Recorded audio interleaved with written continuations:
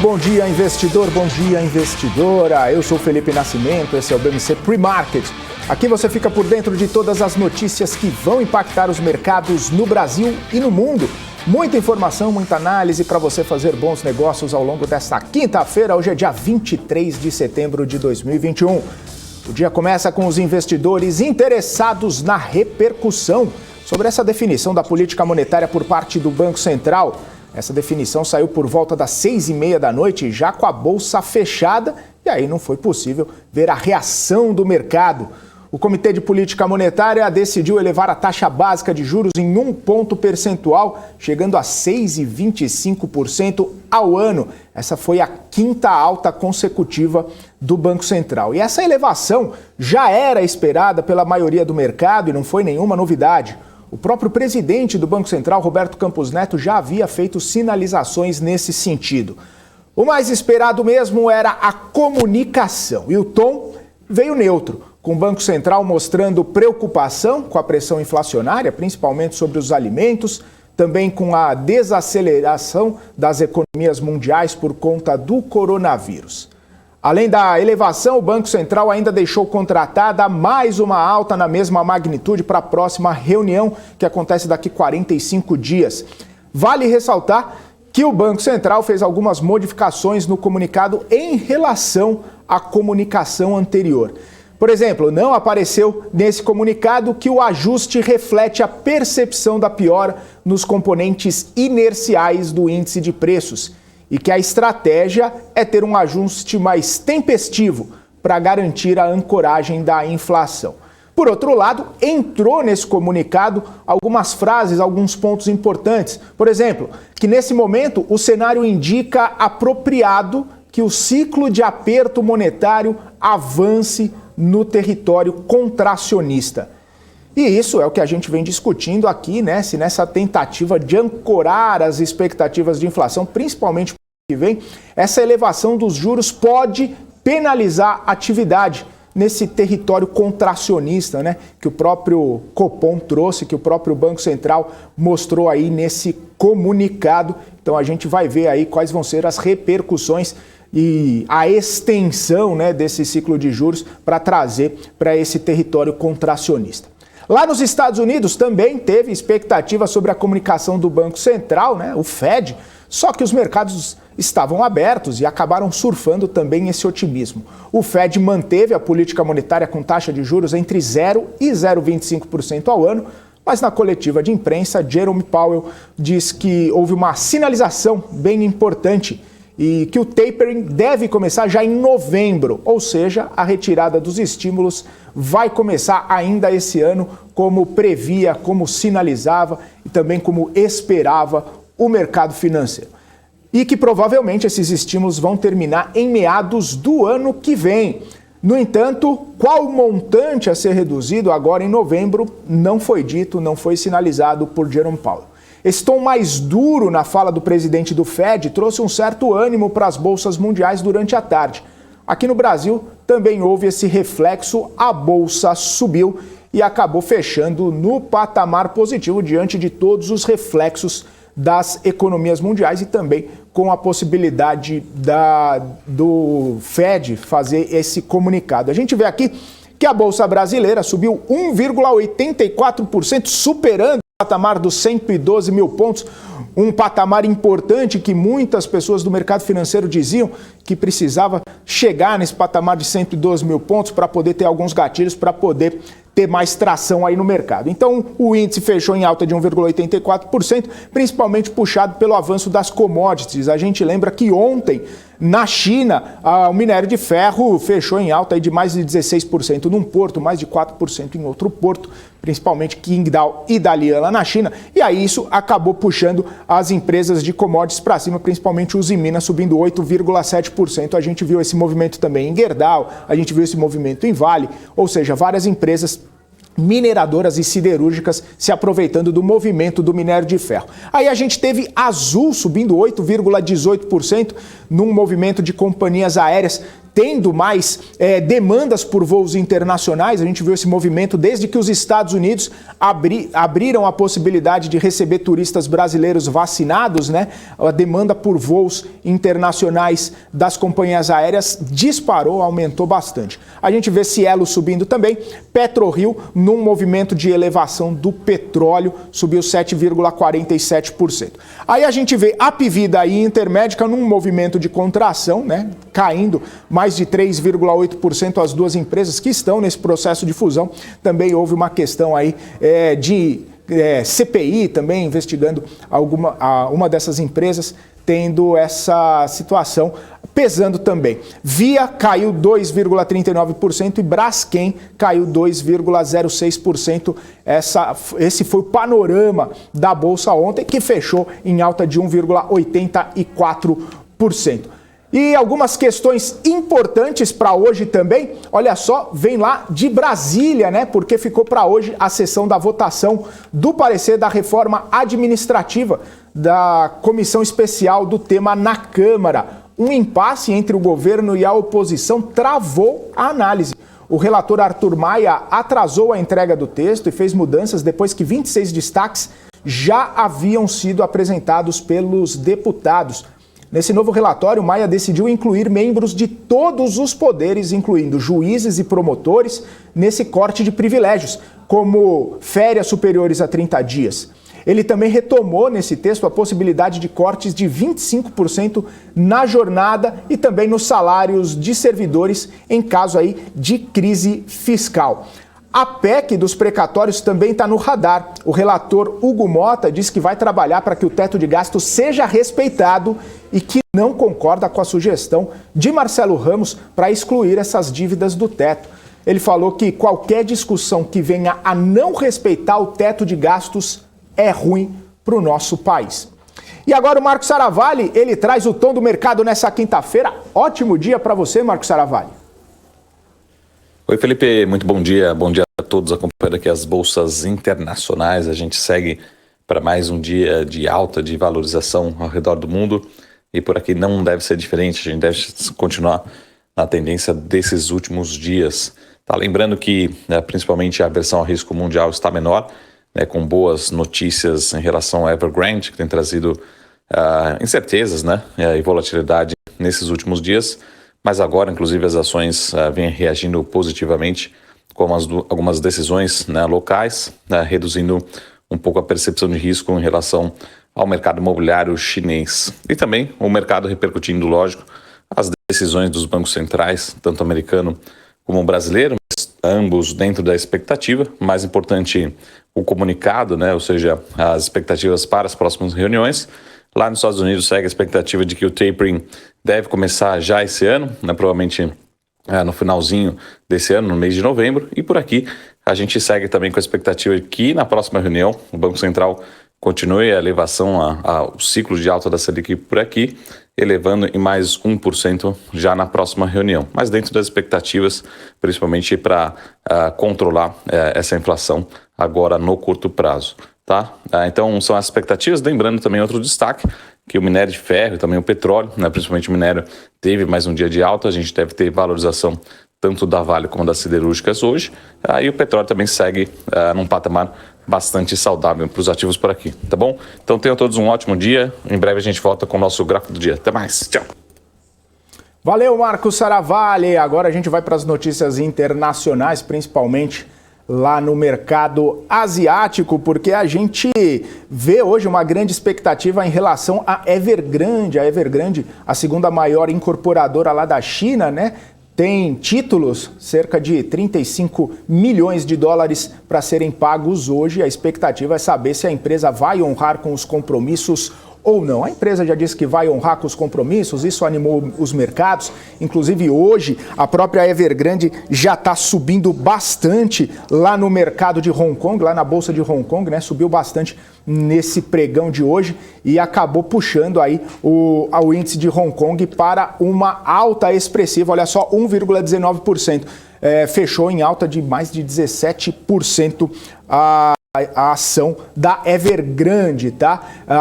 Foi 17,62% em Hong Kong, chegou a disparar 32% no começo das atividades, na primeira metade dos negócios. Aí Xangai na China fechou em alta de 0,38 também. E hoje, feriado no Japão, essa semana de bastante feriado lá na Ásia, né? Primeiro a China não abriu, depois Hong Kong não abriu e agora é vez nessa quinta-feira do Japão não ter aberto por conta de feriados lá na Ásia. Então a gente fica monitorando essa questão, inclusive como os mercados vão se comportar com essa possibilidade aí, se vai rolar o calote ou não vai rolar o calote da Evergrande lá na Ásia. Indo para a Europa agora, o PMI composto da zona do euro, que engloba setores industrial e de serviços, caiu de 59 pontos em agosto para 56,1% em setembro, atingindo o menor patamar em 5 meses. No Reino Unido, o indicador cedeu a 54,1% nesse mês, após chegar a 54,8% no menor nível em 7 meses.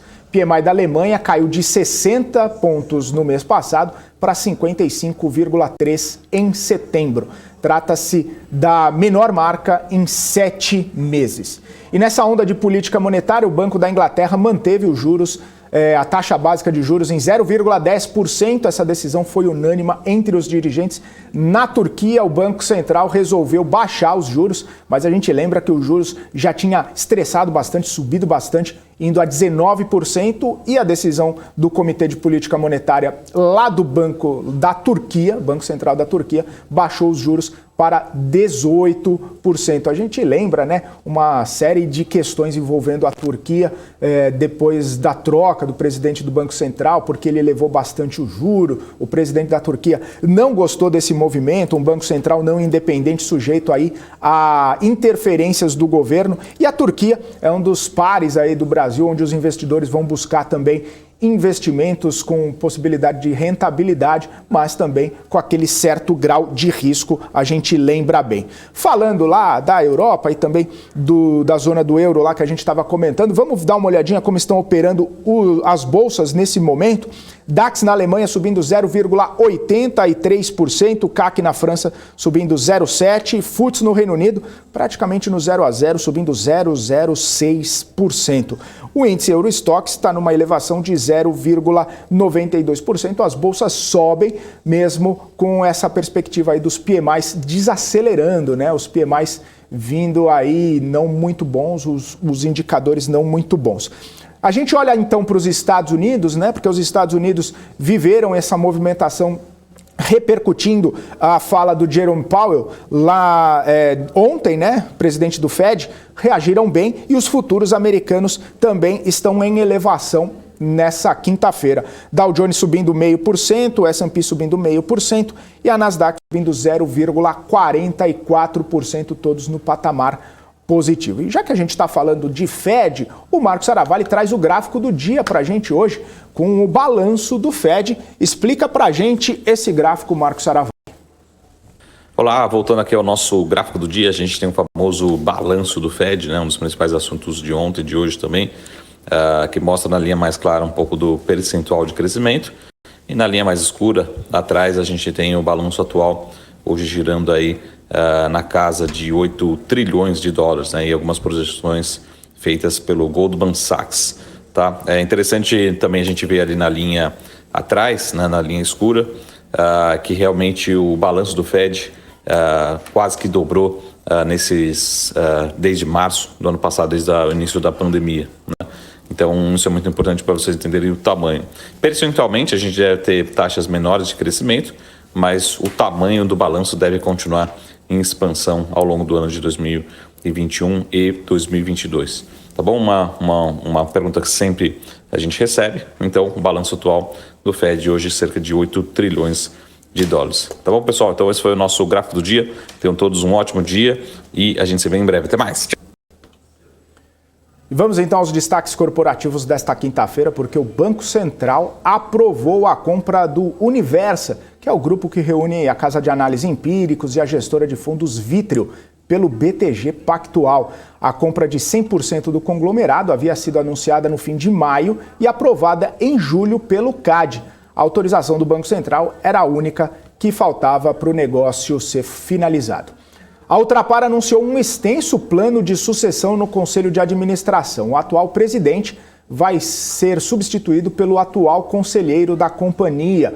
O Grupo Ultra tem se preparado para um novo ciclo de crescimento, com a continuidade da estratégia de foco nos setores de energia e infraestrutura, além de ênfase na transição da matriz energética.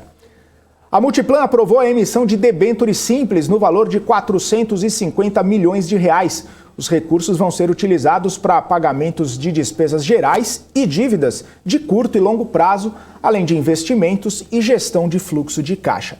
A Minerva também aprovou a emissão de debêntures. O valor dessas debêntures é de 400 milhões de reais. A remuneração vai ser o CDI, mais uma sobretaxa máxima de 1,85% ao ano. A Irani Papel e Embalagem vai investir 70,2 milhões de reais em instalações da companhia. Esses recursos vão ser aplicados num sistema de gerenciamento de informações de processo, também ampliação da estação de tratamento de efluentes para a fábrica de papel em Santa Catarina, uma nova impressora e também um sistema de automação para uma fábrica de embalagens aqui em São Paulo. A BEM deve fazer um block trade para vender entre 1/3 e metade da sua posição remanescente no grupo Notre Dame Intermédica. Esse grupo de private equity americano tem 11,19% da operadora de saúde brasileira. Se a demanda for robusta, alguns investidores apostam que a BEM vai zerar até a sua posição. Essas informações foram trazidas hoje pelo Brasil Journal. E o Conselho de Administração da Apvida, que está em processo de fusão com a Intermédica, aprovou o pagamento de juros sobre capital próprio no valor bruto de 45 milhões de reais. O valor equivale a cerca de 1 centavo para cada ação. As ações vão ser negociadas a partir de terça-feira, dia 28 de setembro, e os proventos vão ser pagos ao investidor até o dia 22 de outubro. Deixa eu desejar um ótimo dia para todo mundo que está nos acompanhando aqui no nosso canal do YouTube. O Valdeberg Falcão está por aqui, Cerveja, Sandro Figueiredo, Orlando William, olha o MPK aqui todos os dias com a gente. O Éder está por aqui também com a gente, falando hoje a bolsa derrete. Haja coração, amigo. Ezequiel Silva por aqui, o Gustavo, o professor Alan Caster, Peter Santana, abraço Peter, bem-vindo novamente. O Celso Silva, Emerson Duarte está por aqui também com a gente. Bacon Frito, Padeiro Trader, olha o Padeiro Trader aqui, Padeiro, bem-vindo. Romildo Barbosa, o Marcos, Elcio Santos, Fábio Naciuc, a Renata Nunes por aqui também. O Rubicim por aqui, Ronaldo Fernandes, o Marcos, o Eduardo Horta, Eliana Freire, o Marcos, obrigado pelo alerta, viu? Falou que na Ásia os feriados seguem os eventos naturais. Como a gente está mudando de estação do ano, primavera no sul, outono no norte, e o Marcos também é cultura aqui na nossa programação. Obrigado, viu, Marcos? Abraço para você. Yuri Fernando, Paulo Leite, Jonas Rosa, Gustavo Adson, o Gustavo está por aqui também, o Hernani Manuel e a família Gupi está por aqui, o Douglas dos Reis, o Wesley Barreto, Rangel Campos. Ótimo dia a todos vocês. Não se esqueçam, tá? A gente está batendo quase 29 mil inscritos aqui no nosso canal do YouTube. E se você ainda não é inscrito, por favor, vai lá, se inscreve no nosso canal, que a gente vai ficar muito contente, muito feliz com a sua audiência. E claro, não se esqueçam de deixar o seu joinha, porque o seu joinha está contribuindo bastante com a gente. 3 dias consecutivos que a gente consegue bater 1000 likes na nossa programação aqui ao longo da nossa audiência. Muito obrigado, a gente agradece bastante todos vocês que estão por aqui. Vamos dar um bom dia também para o Guga Almeida. Guga Almeida já está aqui com a gente nessa quinta-feira. Muito bom dia, Guga, bem-vindo ao Primarket novamente. Muito bom poder contar contigo mais uma manhã aqui. Como vai? Tudo em ordem, Guga? Bom dia, Felipe. Bom dia, pessoal. Tudo em ordem, tudo em ordem. Gostei aí, tá animado, né? O pessoal tá participando todos os dias aqui muito conosco bom. Aqui no Primarket. Fico muito feliz por isso. Eu também fico bastante contente, viu, Guga? O pessoal está gostando bastante desse nosso bate-papo, as informações que a gente traz, as análises que você faz aqui também, sempre muito bom. Ô, Guga, inclusive hoje, né, o dia depois do Copom, o dia depois do Fed, o dia depois da super quarta, e aí ontem a gente comentava essa expectativa, né, o mercado, para onde o mercado poderia ir com essas expectativas, e o mercado uma animada, né, com tudo que viu ali, embora o comunicado do Copom tenha saído após o fechamento do mercado, ao longo do dia teve um ânimo ali, fechou em alta de mais de 1,8%. E aí eu queria saber como que você viu essa comunicação do Copom, que pontos você poderia destacar e também o que a gente pode esperar para o mercado hoje, depois de tudo que a gente viu ontem aí no comunicado do Banco Central. Vamos lá. O que eu estava vendo, tá, Felipe? Muitas pessoas começam a ficar muito polêmicas, né? O pessoal gosta de apostar que o ecossistema está sempre errado, né? Então tinha muita gente que estava esperando que pudesse ter um aumento acima do 1%, veio 1% mandando aquele ritmo. O fato de ter sido mantido um ritmo, para mim é uma questão, é algo positivo, porque mostra que o trabalho está sendo seguido, não está precisando fazer nada de adaptação, né? E de certa forma, eu acho que a gente chegou naquele momento, a gente está em setembro, né? Eu acho que é a próxima reunião que vai ser o ponto D mesmo, né? Se toda essa toda essa elevação de juros, todo esse processo de elevação de juros vai impactar, de fato, na questão de inflação. Existe ainda um descompasso muito grande dentro da cadeia como um todo de fornecimento, o que gera ainda uma pressão inflacionária. Vou te dar um exemplo. Eu aqui para dentro da minha empresa, eu estou comprando aqui alguns equipamentos de uma empresa de fornecimento de computadores, né? E querendo ou não, eu estou com o meu pedido há 45 dias atrasado e parece que vai atrasar ainda mais 30 dias por falta de suprimento, né? Eles não têm lá o monitor LCD dos notebooks. Então imagina, eu vou ter um atraso de 60 dias, mais ou menos, né, na minha entrega. E isso faz com que a minha cabeça como consumidor, ela de certa forma mude, porque num ambiente normal, 15 dias de atraso faria com que eu cancelasse o pedido e fosse buscar uma compra numa situação diferente, né, num outro lugar, num concorrente, assim por diante. Mas o fato de não ter suprimento em todos os fornecedores, né, faz com que eu pense ao contrário, faz com que eu pense que, eu acho que eu vou ter que comprar ou mais equipamentos e deixar como estoque por medo de que lá na frente eu precise desses equipamentos e eu não queira passar pela mesma situação. Então, é interessante porque é quase que um experimento social, né, um experimento do consumidor aqui, eu vivendo esse experimento, né, e pensando como economista comportamental, me colocando assim numa situação, né, e aí, claro, depois tu extrapola, tu traz isso para uma percepção maior da economia como um todo, tu começa a entender, né, toda essa falha que a gente tem ainda em toda a cadeia, que gera, com certeza, uma pressão inflacionária e, obviamente, quando a gente olha, né, para todo o movimento de elevação do preço das commodities no mundo, começar a entender todo esse processo. Mas vai chegar um momento que isso tudo vai se equalizar, né? E eu acredito que, de fato, né, em 2022, né, essa pressão inflacionária vai se reduzir. Olhando dessa forma, né, olhando para o Copom, eu acredito que a gente está chegando naquele patamar que, quando a gente olha para a movimentação do dólar e compara com a movimentação dos juros, a gente está chegando naquele patamar do 6,5, né, de juros a 6,5. E a gente percebeu o que? Quando a gente perdeu a taxa de juros de 6,5, o dólar, de fato, ele destravou, né, e andou mais forte, né, teve uma tendência de alta mais forte, mais intensa, e a gente viu, né, ele chegar na região dos R$5, né, ele caminhar para ir para R$5, depois esse caminhar para ir para R$6.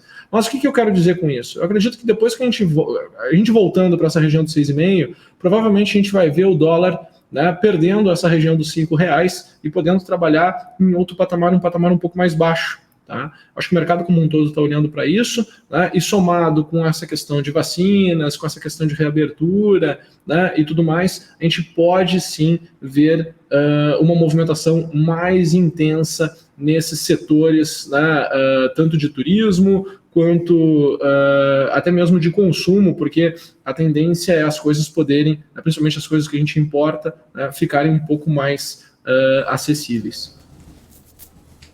Uhum. Ô Guga, tem umas perguntas aqui, mas eu queria saber como que você vê o mercado hoje, aí, o que você está projetando para hoje. Estava dando uma olhada aqui no nosso chat, mas depois a gente faz as perguntas dos telespectadores, só para a gente ter essa perspectiva aí de como abriu. O Guga caiu? Puxa vida. Você voltou, Guga? Não, Volta aqui pra gente bater um papo. Ah, bom, que bom. Ficou preta a tela aqui, eu dei um susto aqui, Guga. Vamos ver então como que abriu o índice futuro hoje e também o que você está projetando para hoje, por favor? Tá bom. Foi só um testezinho para ver se tu estava bem de saúde mesmo. Ou voltaria. Ô, Guga, aí você me derruba. De terça-feira. Era só um teste aqui, foi combinado com a produção. Olha só, Felipe, vamos olhar aqui o que tem para o dia de hoje, tá? Primeiro, deixa eu só passar pelo Ibovespa. Eu estava aqui analisando as ações da Evergrande.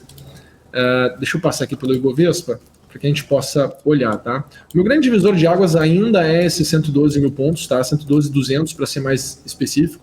Tá? Eu acredito que esse retorno aqui ele é positivo, mas ele ainda não é o start, vamos assim dizer, de um movimento em tendência, né? Um movimento direcional.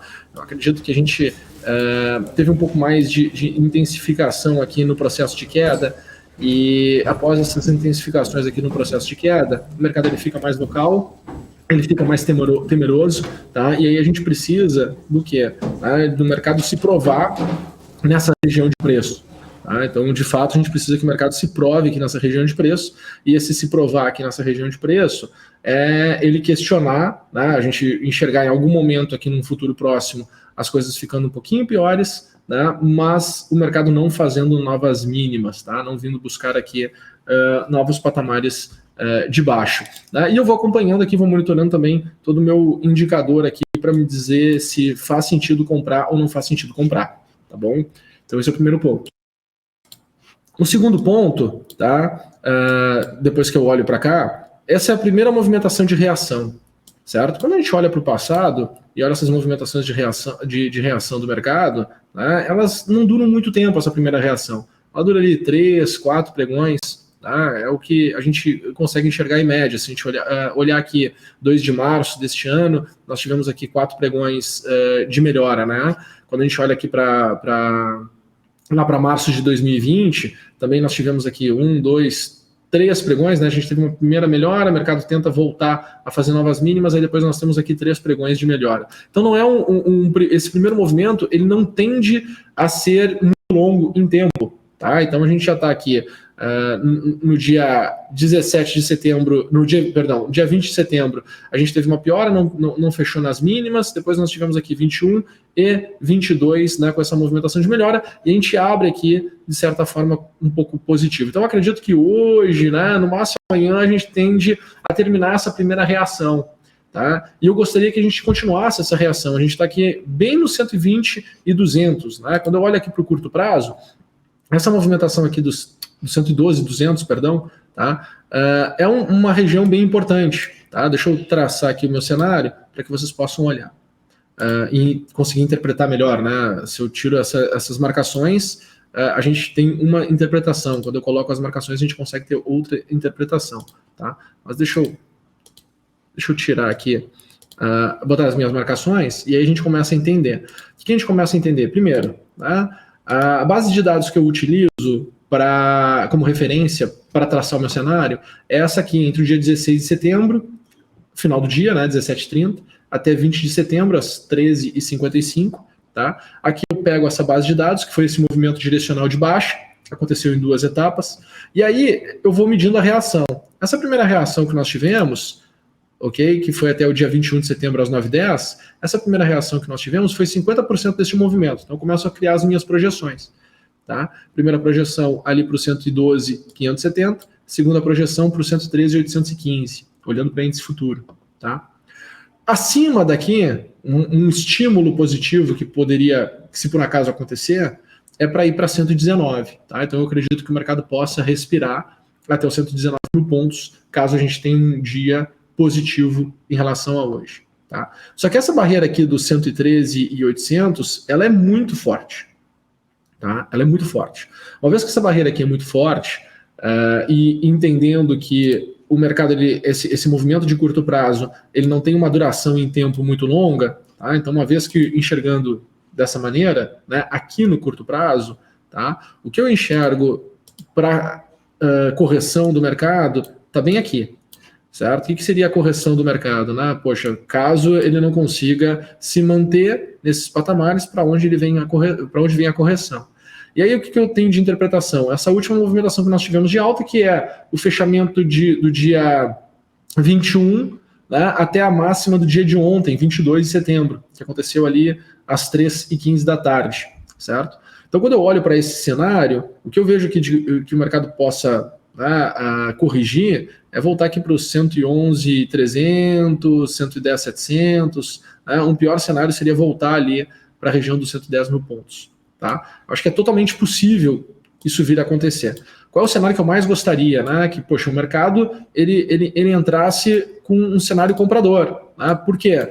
Porque a gente vai, né, ver essa continuidade de melhora e a gente ir para um patamar mais alto de otimismo dentro desse contexto todo de pessimismo que a gente está vivendo. Isso seria super positivo para o mercado.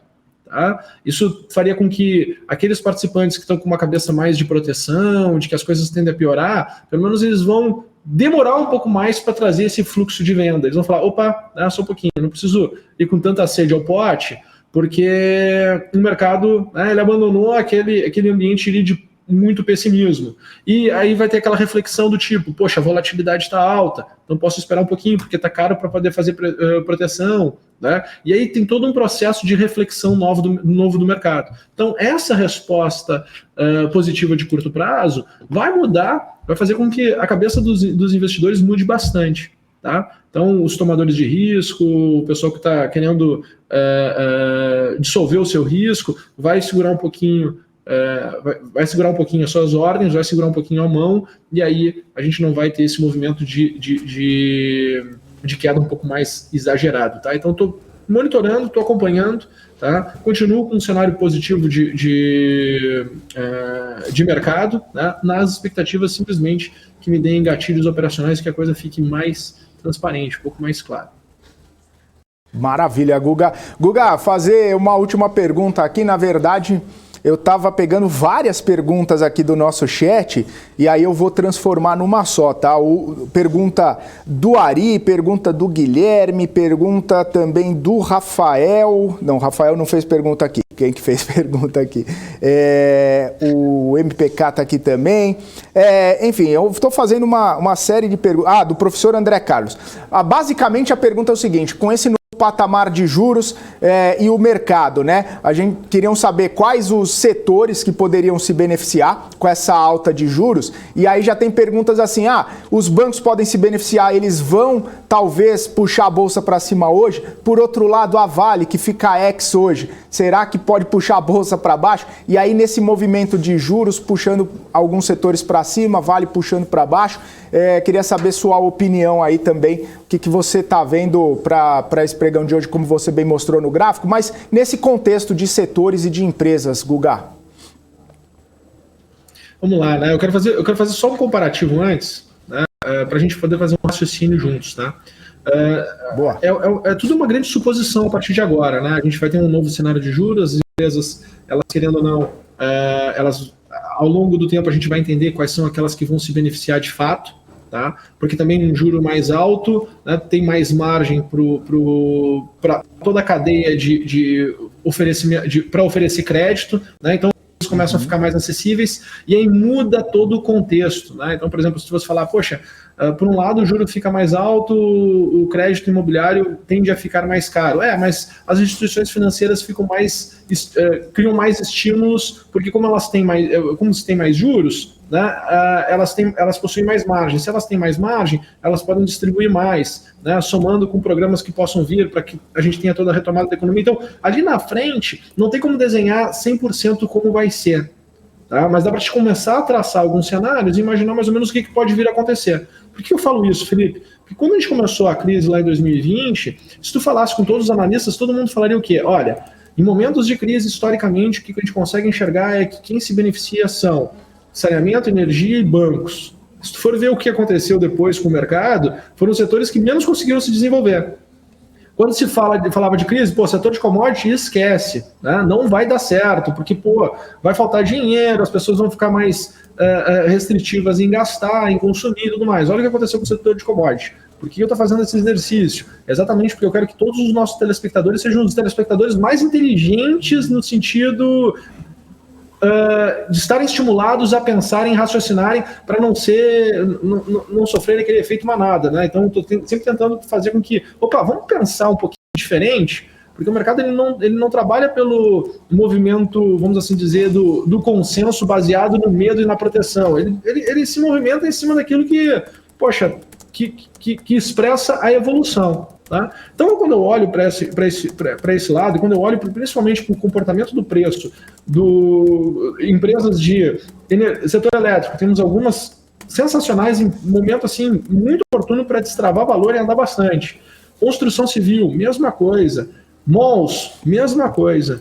Tá? Então, assim, por que eu estou fazendo esse exercício? Porque eu estou vendo que, de certa forma, me parece que com essa taxa de juros nesse novo patamar, o estímulo para se entregar crédito, uma vez que a gente está também num processo de retomada da economia, tá? Ele vai aumentar. Poxa, Guga, mas e o processo inflacionário e tudo mais? Se a gente for olhar, o processo inflacionário, pelo menos por enquanto, dei o exemplo aqui na minha compra dos equipamentos para minha empresa, né, dos computadores para minha empresa, né, me parece que ainda é por uma deficiência em toda a cadeia de fornecimento, né, para as empresas, para conseguir ter as mercadorias e se jogar no mercado. Né? Eu acho que isso vai equalizar para 2022, pelo menos eu estou apostando nisso.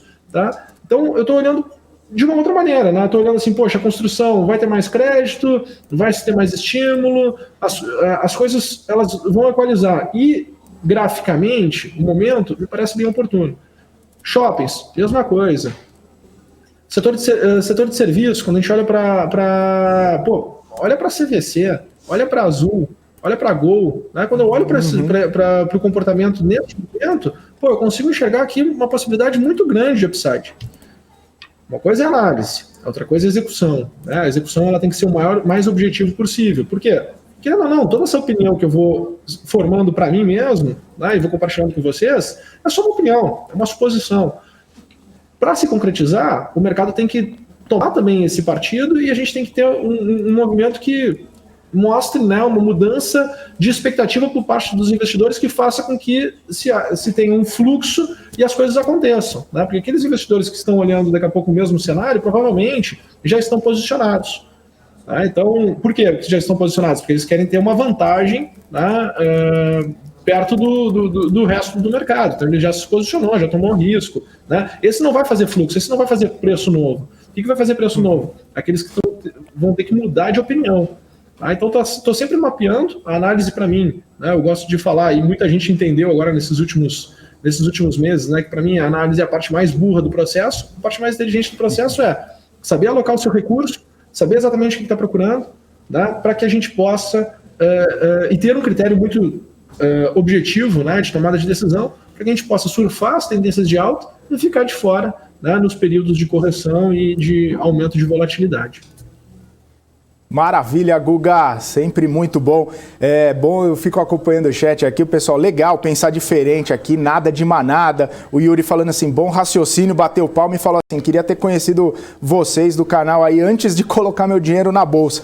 Mas agora vou fazer meu preço médio, vou seguir no longo prazo, é isso aí. Bom, é isso aí, Guga, ficamos por aqui hoje, quinta-feira, de olho no mercado, de olho nessas repercussões. E bons negócios para você, um forte abraço e até amanhã. Valeu, pessoal. Valeu, Felipe. Um grande abraço e até amanhã. Valeu, tchau, tchau. É isso aí, a Paula Moraes está chegando aqui, ó. Guga, tira o pé do meu almoço. Eu quero chamar a Paula Moraes, que tá dando bronca na gente no chat aqui, mas não sei se é ela que tava de ouvido no celular aí. Era o gemidão, Paulo? Não. Não, ouvi um barulho aqui. Foi a Débora dessa vez. Ainda bem que ela não caiu no gemidão, ela caiu num forró aí. Olha só. Mas hein? eu falei, tira do meu almoço, e aí começou a me dar uma crise de riso. Na hora quase que eu apaguei, que não deu tempo. Então, eu falei, toca aí, Felipe, mais 5 minutos, porque a pessoa aqui me cai. Graças a Deus não era o gemidão, gente. Vocês ouviram, né? O forrozão da dona Débora aqui. Provavelmente sim, porque se não, você vê como que são as eu coisas. Que tô de ponto aqui, Felipe, Paula, já ardeu o ouvido, imagina Felipe, o pessoal lá no... por que tudo que acontece aqui, os outros acham que sou eu? Não sei, Paula. Não, gente, mas todo mundo acha que sou eu. Lá dentro olharam pra mim mim, falaram, foi a Paula. Foi a Débora, tá, gente? Foi a Débora. Eu não sou a única culpada de tudo. A minha mãe, quando eu era pequena, caiu uma coisa lá do outro lado do supermercado, gritava. Eu falava assim, não fui eu. Todo mundo acha que sou eu que derrubo as coisas que fico dando fora. Convivência pega, viu, Felipe? Cuidado, daqui a pouco é você. Ai, meu Deus do céu. Tem que me cuidar, então. Tá certo, Felipe. Valeu, Paula. Obrigada. Bom jornal pra você. Volto daqui a pouquinho, 2 horas da tarde, no BMC Market.